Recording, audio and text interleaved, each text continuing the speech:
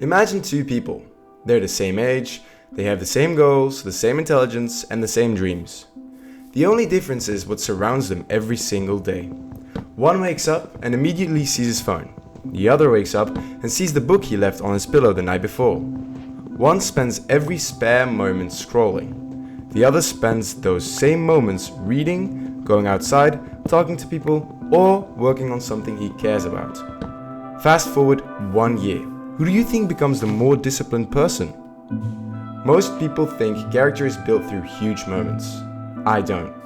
I think your character is quietly built by the things you barely notice, and your environment might be shaping you more than your motivation ever will.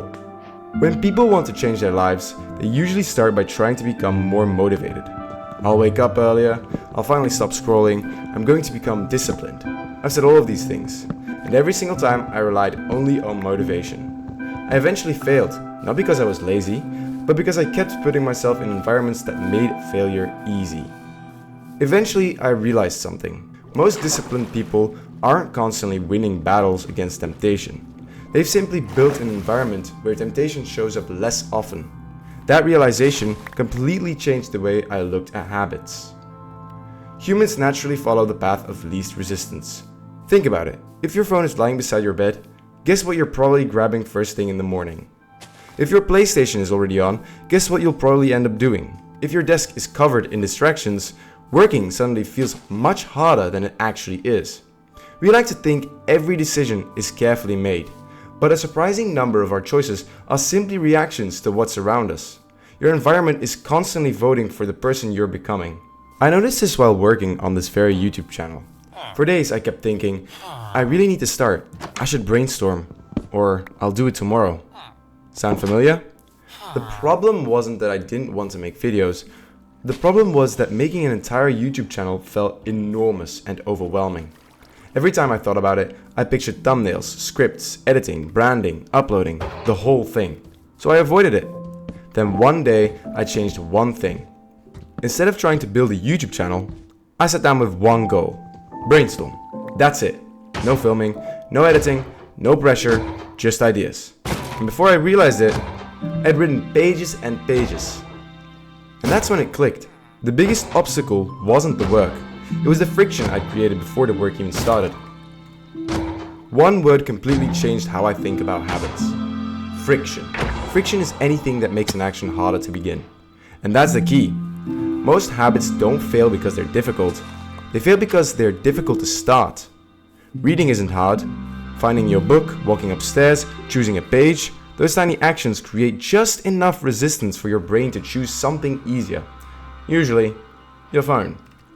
So instead of trying to become more disciplined, remove the friction. Put your book on your pillow before you leave your room. Now, when you get into bed, you've already made the decision. All you have to do is open it.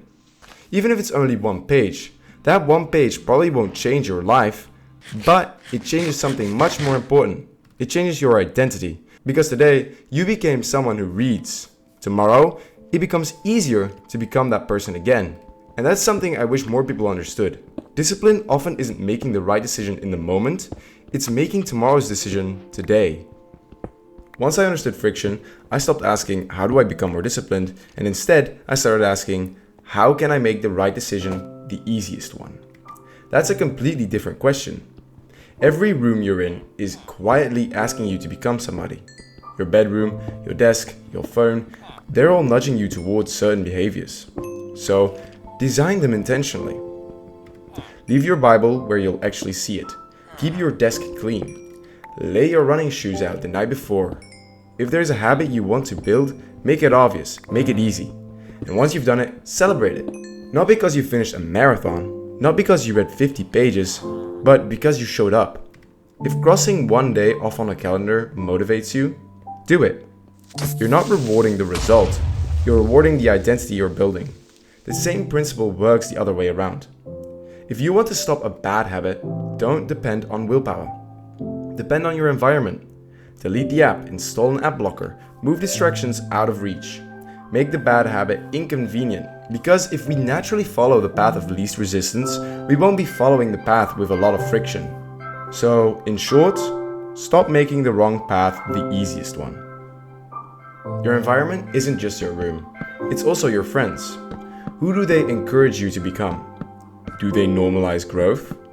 Or do they normalize comfort? I've noticed something. Whenever I spend time around ambitious people, I naturally become more ambitious.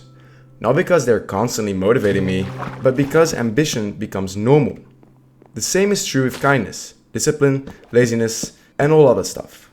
Character spreads, whether we notice it or not. There's a verse in 1 Corinthians that says, "Bad company corrupts good character."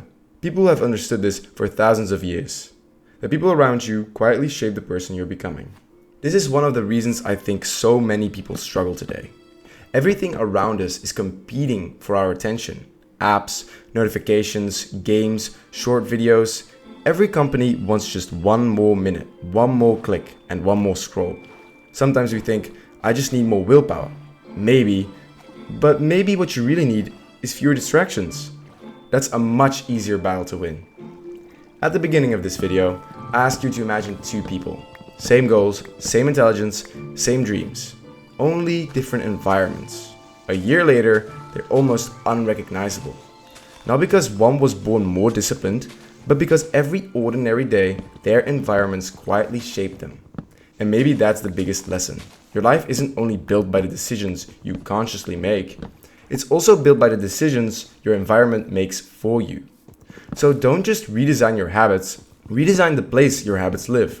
Because whether you realize it or not, your environment is quietly building your character. Live with purpose. God bless.